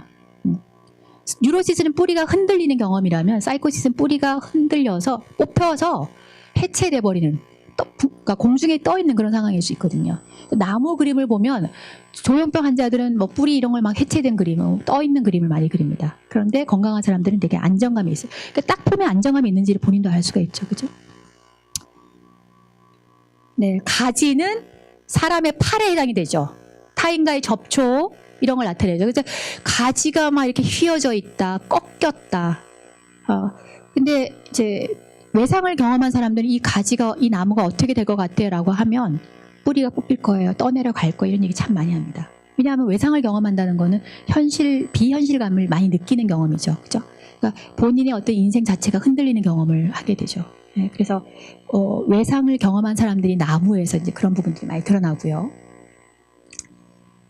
그러니까 코 셀프, 핵심 자기가 손상되는 경험. 제가 봤던 어떤 환자는 나무 밑둥이 확 꺾인 그림을 그렸어요. 그러니까 아예 그냥 없어요, 윗부분이. 다 꺾여 있는데 이분이 알고 봤더니 가정폭력의 희생자였어요. 그러니까 자기가 뽑히고 부러지는 경험을 한 거죠. 그래서 그 핵심 셀프가 손상이 된 거죠. 그러니까 큰 나뭇가지를 가질 수가 없는 거죠. 예. 자, 그 다음에 나무의 나이는 주관적으로 느끼는 심리적, 사회적 성수를 나타낸다. 만약에 10살짜리라고 했다면 내 나이가 40인데 10살이면 심적 나이가 10살이라고 볼 수 있는 거예요. 100살로 그렸어요. 100살이다, 500살이다 그러면 그거는 본인의 나이를 굉장히 올드하게 본다는 거는 건강하게 보는 거예요. 내가 그만큼 노련하다. 예, 그렇게 보는 거죠. 심리적으로 성숙되어 있다. 근데 죽은 나무는 당연히 절망감이죠. 그죠? 여러분 중에 혹시 이 나무는 죽었어요. 죽을 거예요. 홍수에 휩쓸려 갈 거라고 했다면 이제 심리적 위기를 경험하고 있는 상태라고 볼 수 있죠. 그럼 죽은 이유를 설명해 봐야 돼. 예를 들어서 기생충이나 바람, 번개, 벼락을 맞아서 죽었어라고 한다면 외부의 요인이 있는 거죠. 근데 안에서 뭐가 말라 죽었어요. 제가 그 CEO 중에 CEO가 아니고 대기업 임원 남자분이 어떤 나무를 그렸냐면 집안에 있는 화초를 그린 거예요. 제가 화초를 그린 건 처음 봤어요. 거의 안 그리고 혹시 화초를 그리신 분 있나요? 화초를 잘 안 그려. 나무를 그려야겠는데 화분을 그리고 그 위에 화초를 그렸는데 죽어 있고 메말라 있다는 거예요. 그래서 누가 생각이 납니까? 하니까 우리 부부가 생각이 나요. 이렇게 말씀하시더라고요. 굉장히 의미 있는 정보죠. 대기업의 임원 정도면은 학력도 거의 뭐 스카이 수준이고 연봉도 많이 받고 있고 그래서 대부분 건강할 것 같은데 상당수의 사람들이 그림에서 병들어 있는 모습이 나타나더라고요. 그리고 압박감이 많이 나타났어요. 그래서 이게 임원이 다 좋은 게 아니구나. 우리가 볼 땐 되게 화려하지만 안은 메말라 있고 그 메말라 있는 거죠. 나무가 화초가 메말라 있다는 거는 정서가 메말라 있다는 거죠. 그러니까 부부를 떠올린다는 건 부부 사이가 뭔가 메말라 있거나 지금 부부 사이가 뭔가 안 좋은 거예요. 그래서 그다음에 이 나무는 어떻게 근데 다행히 이분이 이 나무가 어떻게 될 것 같아요 했더니 다시 살아날 겁니다 이렇게 얘기하더라고요. 그거는 긍정적인 의미죠. 지금은 메말라 있지만 다시 살아날 것 같아요. 물을 주면요 이렇게 얘기하더라고요. 그러니까 뭔가 그래도 희망은 엿보이는 거죠. 그래서 앞으로 어떻게 될 것인가 이 질문에서 이 사람이 지금 상태는 이렇지만 앞으로 긍정적인 사인으로 지금 보고 있는지 이 사람이 그러니까 대처하는 능력이 있는지를 알 수가 있는 거죠. 사람은 왜 이게 또 창문이 들어와 있죠? 이게 좀 수정이 필요한 것 같은데 자신과 환경의 어떤 의식 수준에 드러나는 문제. 나무는 좀 무의식이 드러난다면 무의식적인 자기가 드러난다면 사람은 의식적인 자기가 좀 드러나죠. 그래서 자기 딸이나 아들이나 자기 자신의 모습은 조금 의식적인 모습이 드러날 수가 있고요. 심리적인 자아상이다 이렇게 되어 있고요. 머리 대부분 머리는 이제 우리가 알다시피 공상 영역이죠. 그래서 머리를 너무 강조하면 안 된다 그랬죠. 눈, 코, 귀 뭐 이것도 그림을 봤을 때 너무 눈을 강조했다. 눈을 너무 강조했으면은 편집증적인 성향이 있다고 해요. 편집증적인 성향이 있는 사람들은 안테나를 이렇게 세우고 계속 바라보는 거잖아요. 그죠? 그래서 그런 성향이 있는 사람들. 또 목을 이렇게 짧게 그린 사람도 있어요. 이 얼굴하고 목이 거의 없이 몸통에게 붙어있는 이런 그림. 이런 그림은 어떤 느낌일까요? 이 목은 어떤 기능을 하죠? 연결시키죠. 머리와 몸을 분리시켜 주지만 이게 연결시키는 게 목인데 이게 지적인 통제와 관련이 있습니다. 목을 안 그린다는 건 통제가 안 된다는 거예요. 여기는 지적인 부분이고 몸은 약간 충동의 영역이라면 이게 목이 이 충동을 통제해주는 역할을 해야 되는데 목을 안 그렸다 그런다면 이 사람이 조금 통제 능력이 없어진 게 아닌가라는 걸 생각해 볼 수가 있어요. 팔과 손은 나무가지처럼 나무 아까 가지처럼 환경과 상호작용하는 능력을 나타내기 때문에 팔을 안 그렸다. 이것도 역시 창문을 안 그리듯이 나뭇가지를 안 그리듯이 환경과 상호작용을 잘 못하고 있다는 해석을 해볼 수가 있습니다. 여기 뭐 포켓에 넣은 손이다. 근데 청소년들은 신기하게 이 손을 이게 뒤로 하거나 뒤로 이렇게 본인 그림에서 이렇게 성인들은 그렇게 잘 안 그리시는데 아이들 같은 경우에는 그거에 대해서 포켓에 넣거나 뒤로 하는 거에 대해서 뭐 자의행위와 관련되어 있다 뭐 이렇게 해석이 되기도 하는데 되게 약간 회피적인 거라고 볼 수 있어요. 손을 쓴다는 거는 손동작, 몸놀림은 어떤 문제를 해결하는 데 필요한 거잖아요. 그죠? 이걸 이렇게 하고 있다는 거는 회피적인 사람들. 그러니까 문제를 해결하려고 하지 않고 도망가려는 사람들. 그러니까 청소년들이 회피 기제를 많이 쓰거든요. 문제가 생기면 도망가 버리는. 뻔히 문제가 보이는데 도망가 버리는 애들이 많거든요. 그래서 회피 기제를 쓰는 애들이 그렇게 많이 그리고요.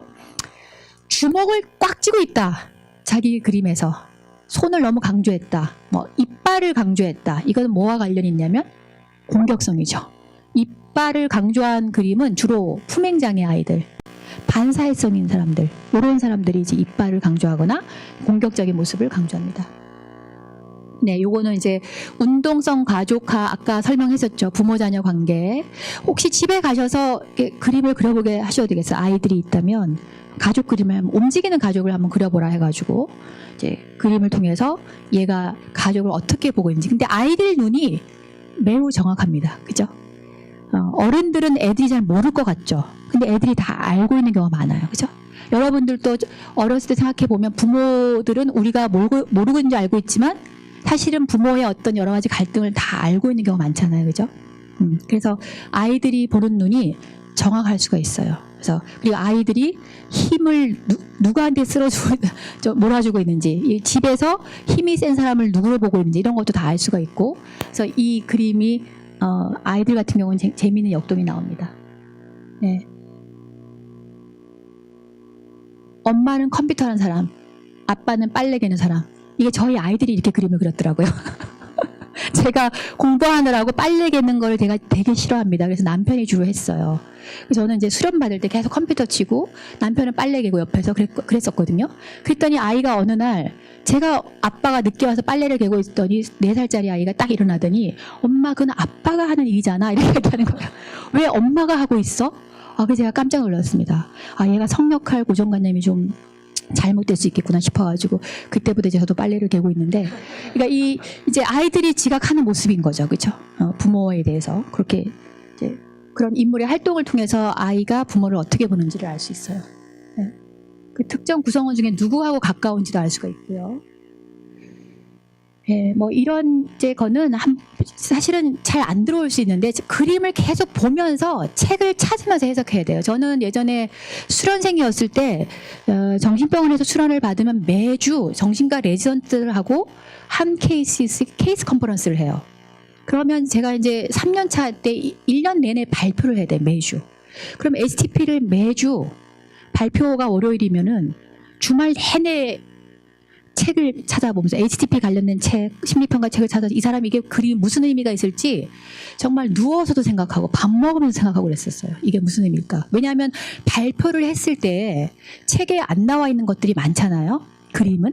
근데 거기 정신과 선생님들이 한 50명 앉아 있어요. 근데 수련생이 발표를 하는데 막 그걸 또 지적하거나 뭐 아니면 이제 HTP를 많이 인용을 합니다. 정신과 의사들이. 이 환자에 대해서 설명할 때 아까 HTP에서 나왔듯이 트렁크가 아주 크게 그린 걸 보면 이 환자는 자아 강도가 아주 센 사람입니다. 뭐 이렇게 표현을 한다거나. 그러니까 정신과 선생님도 그 그림을 많이 알고 있거든요. 근데 너무 이상하게 발표하면 좀 핀잔을 들을 수도 있고 그러니까 제가 굉장히 고심을 했었고 1년 동안 많이 늘었던 것 같아요. 그 1년 동안 케이스 발표 준비하면서 계속 슈퍼비전도 받고 또 선생님이 슈퍼비전 해주면 다 설명해 주진 않죠. 그러면 그중에서 몇 개를 뽑아서 짧은 시간에 발표해야 되니까 엑기스를 뽑기 위해서 계속 책도 읽어보고 이 사람 히스토리를 계속 읽어보고 그다음 이 그림이 무슨 의미일까를 고민을 엄청 많이 했었어요. 이제 그러고 나니까 이제 이 HTP를 보는 눈이 좀 생기더라고요. 그래서 여러분들도 오늘 이 한 번 해가지고는 HTP에 대해서 완전히 알 수는 없습니다. 그래서 케이스들을 계속 보셔야 되고 적어도 오늘 자기 거 하고 옆 사람 거를 봤고 그 다음에 이제 마지막 기말에 분석을 하시면서 좀 고민을 해보셨으면 좋겠어요. HTP 정도는 책을 보시면서 이게 무슨 의미일까? 그러려면 이 사람이 인구 통계학적인 것도 몇 번 봐야 돼요. 그러면 저희들은 심리검사 슈퍼비전을 받을 때 트레이닝을 받을 때 검사를 해석하기 전에 이 사람의 그 히스토리 있죠? 인구 통계학적인 뿐만이 아니라 정신과 선생님들이 적어놓은 그 히스토리가 있어요. 왜냐하면 그 사람들은 우리는 가족을 잘 안 만나지만 이분들은 가족을 다 만나잖아요. 그러니까 히스토리가 굉장히 많습니다. 우리보다. 그럼 히스토리를 다 우리는 이제 환자한테만 듣지만 이분들은 주치의니까 가족들한테 듣는 게 있으니까 굉장히 많아요. 그럼 히스토리를 정교하게 레지던트들은 꾸며놔요. 스텝들은 꾸며놓진 않지만 이 레지던트들은 몇 페이지를 만들어 놓습니다. 그러면 우리가 그걸 여러 번 읽어보면서 이 사람이 지금 어떤 갈등이 있는지 이게 STP에서 어떻게 표현된 건지를 계속 고심하면서 읽었던 기억이 납니다. 그래서 여러분들이 해석을 잘 하려면 책도 봐야 되지만 그 사람의 히스토리도 열심히 보면서 이게 무슨 의미가 있는지. 지금까지 제가 설명한 거는 어떻게 보면 하나의 그냥 도구가 될 수는 있긴 하지만 이게 또 전부는 아닐 수가 있습니다. 네. 뭐 이런 것들이 있죠. 아이들 같은 경우에는 로켓을 그린다거나 이거는 힘을 과시하는 걸 수 있겠고 뭐 칼이나 총을 그릴 수도 있어요. 근데 저는 실제로 칼이나 총을 그린 경우는 많이 못 봤는데 책에는 아무튼 이렇게 되어 있습니다. 네. 근데 우울한 사람들은요, 자연과 관련된 걸 많이 그립니다. 혹시 여러분들 그린 거에서 뭐 이렇게, 그리고 또 나무 그림에서 버드나무 같은 걸 쭉쭉쭉 그린 사람도 있어요. 우울한 사람들은. 버드나무 하면 버드나무 어디 자라죠? 주로 탄천이나 이렇게 옆에 자라잖아요. 그죠? 물을 먹고 자라잖아요. 그 버드나무 축축 늘어진 거는 우울한 걸 많이 느끼게 해주죠. 네. 그래서 이런 상징들이 있어요. 네. 해를 그린다거나, 해는 상징하는 게 따뜻함이죠. 그럼 어떤 아이가 해를 그렸어요. 그럼 그 해의 의미는 얘가 따뜻한 대접을 받고 있다는 의미일까요? 아니면 따뜻함이 부족하다는 의미일까요? 대개는 부족하겠죠. 왜냐하면 검사에 들어온다는 거는 뭔가 문제가 있어서 들어온 거니까, 따뜻한 어떤 해를 그린다는 거는 얘가 충분히 사랑을 받았다는 느낌보다는 그 따뜻함을 갈망하는 상태일 수가 있겠죠. 그죠? 그래서 그런 게 상징하는 것들이 있습니다. 애정 욕구, 뭐. 네. 거리, 방향, 앞모습, 뒷모습. 아이들은 뒷모습, 옆모습, 특히 옆모습을 잘 그려요. 본인 그림에서 옆모습 그리신 분이 있으신가요? 아마 옆모습은 거의 없으실 텐데 청소년들이 옆모습을 많이 그립니다. 여러분들 혹시 나중에 기말 과제 할 때 주변에 청소년들 중에 문제가 있는 아이를 한번 그려보시면 이렇게 옆모습을 그리거나 손을 뒤로 하고 있는 모습이 나오는지 한번 잘 보세요. 그런 경우가 많습니다. 옆모습도 마찬가지로 회피적인 상태라는 걸 알 수가 있어요. 부정적인 태도, 예. 억압적 분노감. 예. 그러니까 앞모습이 대부분 긍정적인데 뒷모습을 그리거나, 뒷모습 없으시죠? 예. 뒷모습도 뭔가 문제가 있겠죠. 뒷모습이라는 거는 결국 앞을 안 본다는 거는 보기 싫은 거잖아요. 그죠? 아주 우울한 어떤 분이 목사님 부인이었어요. 근데 폭력을 당하는 목사님 부인이었는데 이분이 뒷모습을 그리고 있더라고요. 뒷모습을 그리면서 보따리를 싸고 뒷모습을 이렇게 그리고 있어요. 그리고 약간 이렇게 뒤를 쳐다봐요. 이렇게. 굉장히 핵심적인 갈등을 드러내고 있죠. 그러니까 20몇 년 동안 폭력적인 그 남편 목사로부터 도망가고 싶은 욕구가 많이 있었는데 이제 그러지도 못하고 이러지도 못하고 저러지도 못하다가 결국 이제 우울증이 온 상태였는데 그 그림에서 이제 그런 모습이, 양가적인 감정이 드러나더라고요. 네. 이제 여기까지 했고요. 시간이 한 10분 남았나요? 네. 여러분들 그림에서 이 설명을 들으면서 본인 거에 대해서 좀, 이런, 나도 모르는 어떤 부분을 알게 됐다. 내가 그림에서 내가 알고 있는 모습은 뭐 굳이 설명할 필요가 없으신데 3분 정도 설명을 듣겠습니다. 발표자 3분 정도, 내가 정말 몰랐던 부분을 알게 됐다. 그거를 설명을 잘 하시는 분은 이 책을 아까 말씀드리겠습니다. 3분한테만 드리겠습니다. 네. 제가 지금 설명한 걸 토대로 본인 거를 잠깐 분석해 보시고 아까 대략 한 거랑 지금 들으면서 한 거랑 비교해 보시면서 새로 알게 된 거, 나에 대해서. 이게 웃고 계시는데 혹시 이야기하고 싶으신가요? 집 그림에서요? 네네. 혹시 꽃 그림에서 사람 그림은 어떤가요? 네, 그거랑 연결해서 HTP를 이렇게 연결해서 또 이렇게 볼 수도 있어요. 사람 그림은 어떠세요? 사람은 누구를 그리셨어요? 여자 그림은? 어떤 모습이에요 지금?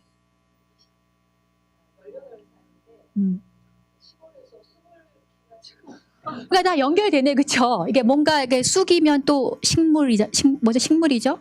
어쨌든 꽃이라든가 다 비슷한 거죠. 네. 쑥을 캐는?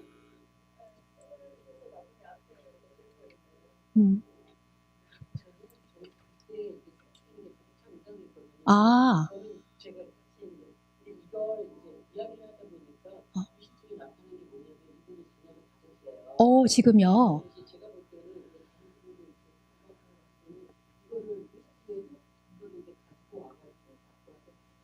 나눠주려고?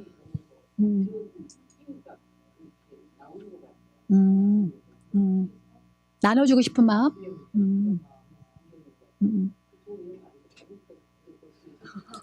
그 여자는 행복한가요, 불행한가요 했을 때 뭐라고 했어요? 행복한가요, 불행한가요? 행복하고, 여자는 앞으로 어떻게 될 것 같으세요 했을 때? 결혼하고 싶다? 아니, 애가 5인데? 18살이니까.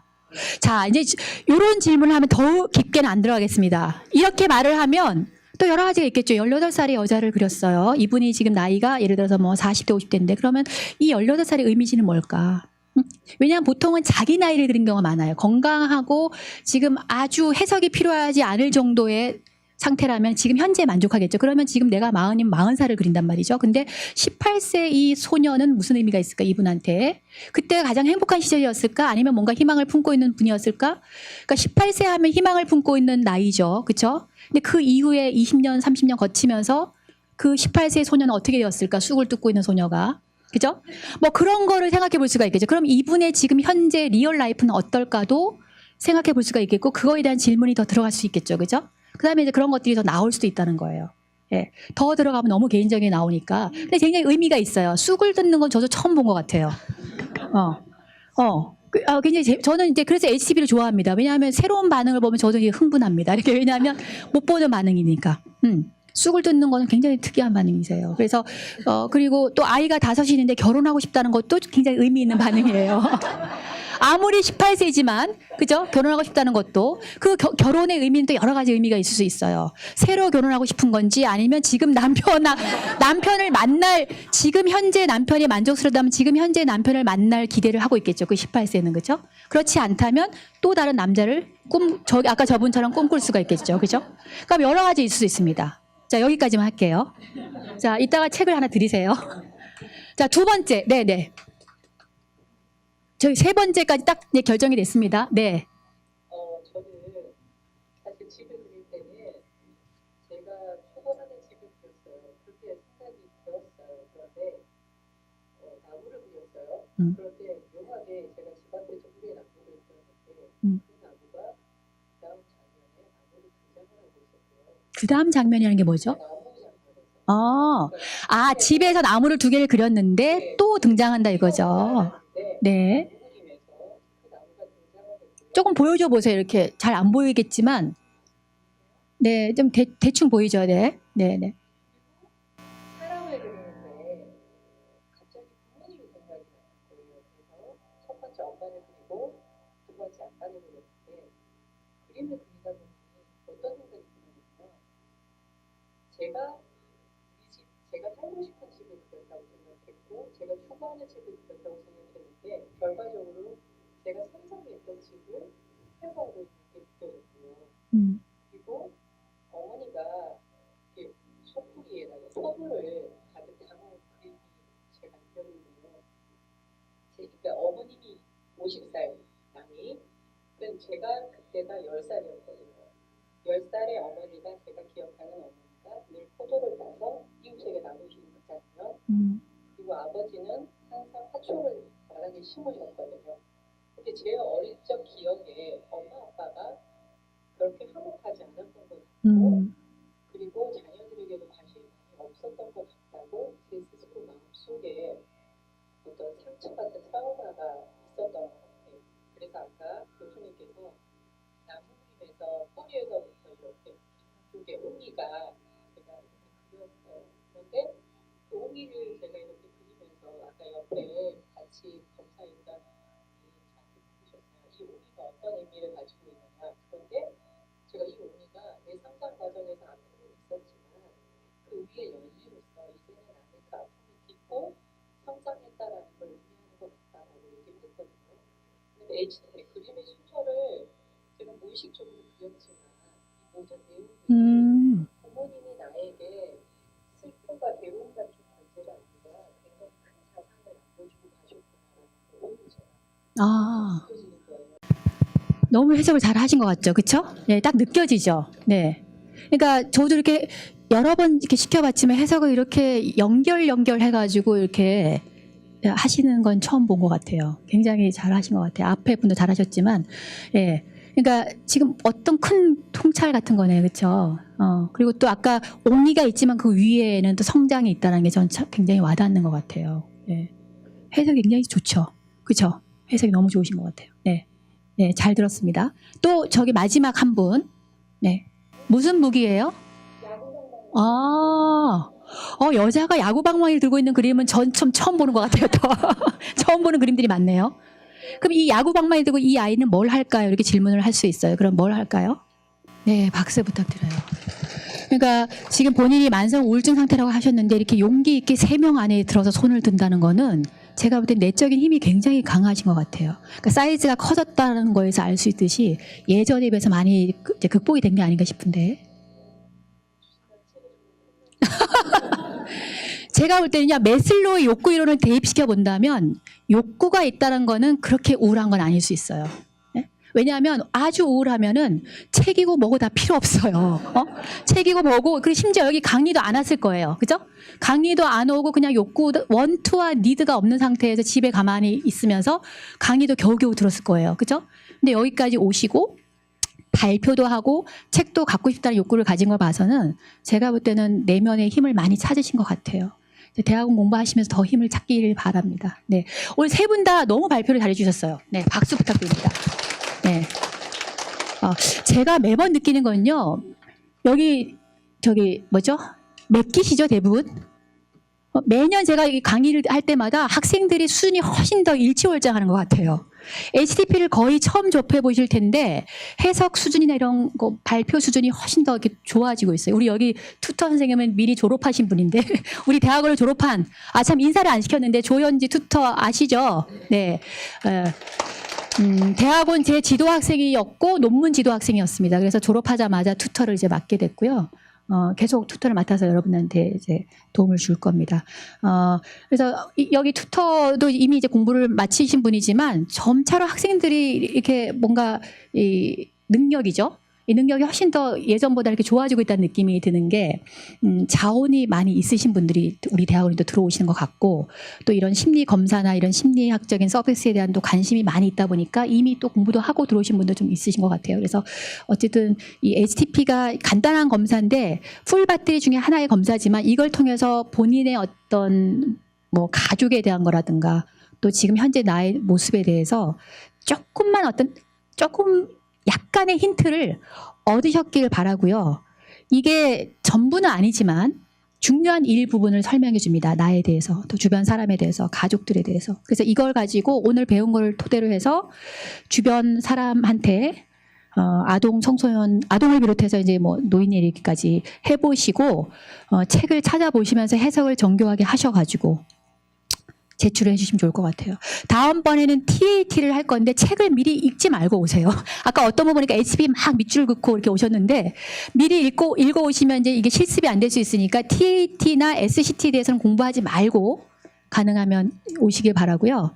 이제 배운 거를 주로 복습을 하시는 게 좋겠어요. 예습보다는. 예, 그래서 오늘 배운 거 가지고 이제 당장 한번 시켜보시고 주변 사람들한테 해석해 보시고 이렇게 하면 좋을 것 같고요. 심리평가가 혼자 공부하기엔 좀 지루하게 느끼고 어렵게 느낄 수 있지만 이렇게 오프 특강을 통해서 또 오늘 이렇게 실습을 간단하게 해보니까 훨씬 좀 흥미가 생겼기를 바라고요. 기말까지 재밌게 공부하시고 또 다음 1차 화상 2차 오프 때 또 뵙도록 하겠습니다. 여기서 마치겠습니다. 네.